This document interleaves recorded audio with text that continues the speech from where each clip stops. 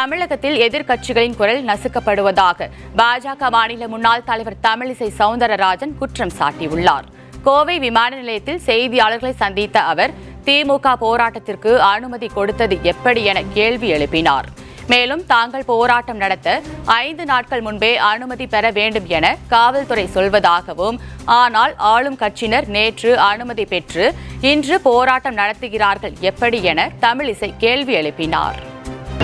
திமுக காரர்கள் ஆர்ப்பாட்டத்திற்கு வந்தவர்களை கைது செய்ததா இல்லையா தமிழக காவல்துறை? அப்போ திமுக ஆர்ப்பாட்டத்துக்கு எப்போ வேணாலும் அனுமதி, பாஜக மற்றும் எதிர்க்கட்சிகளின் ஆர்ப்பாட்டத்திற்கு எப்பொழுதுமே அனுமதி கிடையாது.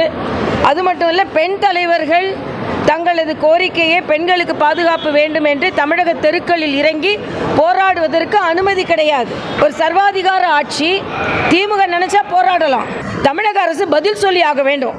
சென்ற 10 நாட்களில் ஆயிரக்கணக்கான தலைவர்களும் தொண்டர்களும் கைதாகினார்கள்.